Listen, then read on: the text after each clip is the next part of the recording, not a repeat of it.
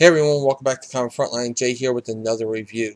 Today I'm doing a special thing though. I'm doing a top 5 countdown.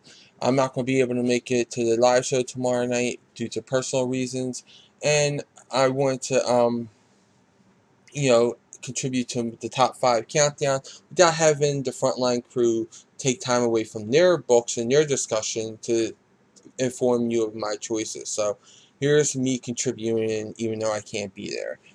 Alright, I wanted to point out real fast that I did reviews for 4 out of my top 5 books, and I'll include the links in the description below to those 4 reviews. And I also want to say that each one of my top 5 books got a score of 4.5 or higher. So these are all my top tier books, and I recommend you picking up all of them. Number 5 is Star Trek: The Ongoing Series.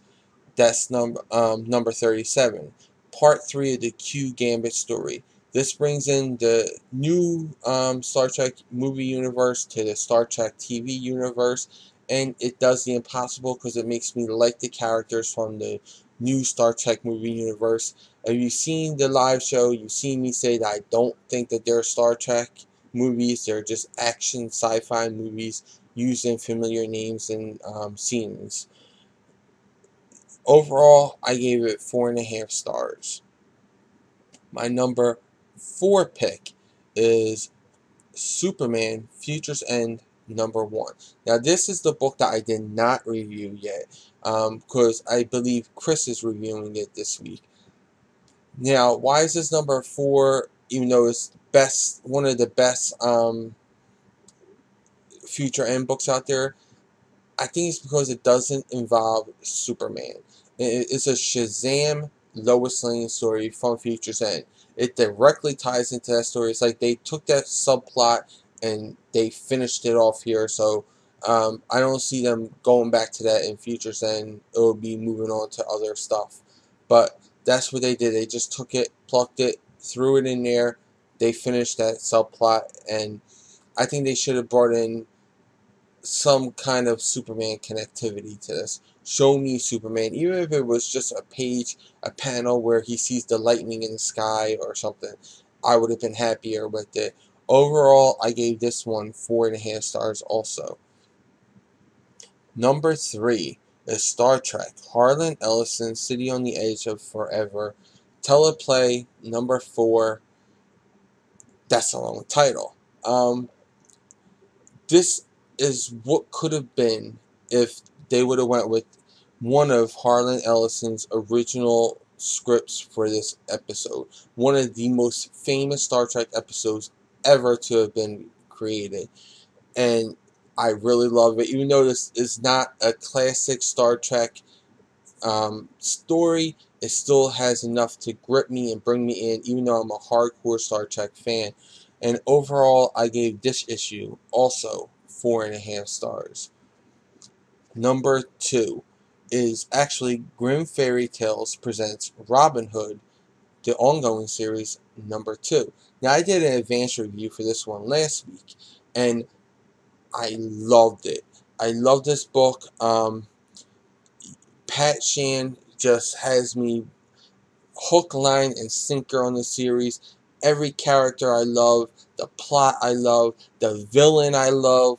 I mean, I can't stop saying the word love when I think about Robin Hood, the ongoing series. If you want something that brings back the old feeling of Buffy the Vampire Slayer on TV, but in the comic book format, this is it.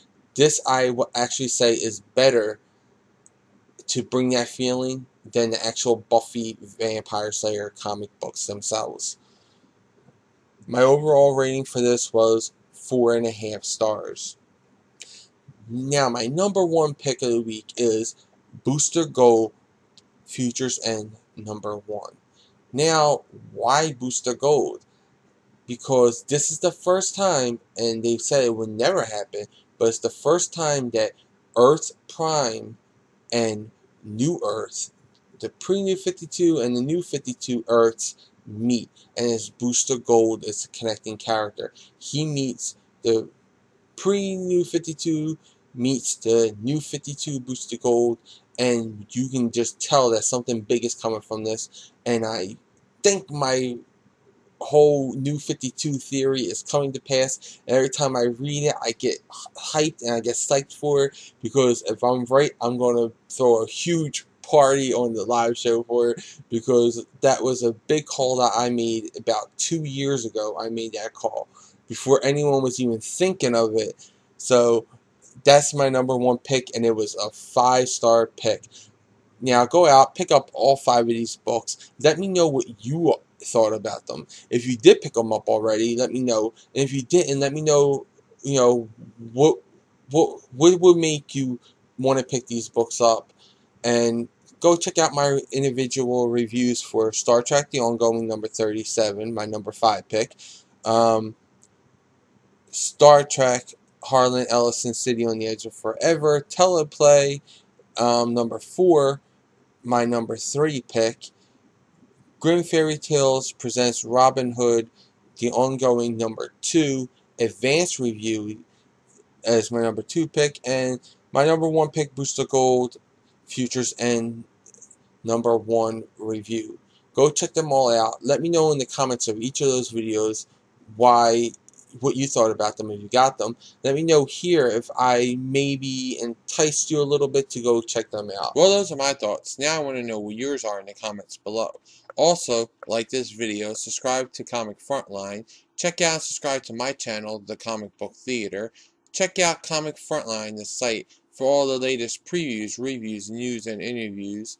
For even more news on all things related to comics, comicrelated.com is your source for all your comic book needs with daily updates. And don't forget to like and follow me and Comic Frontline on Facebook, Twitter, and Google+. I'll include all these links in the description below. Until then, I'll catch you in the next review.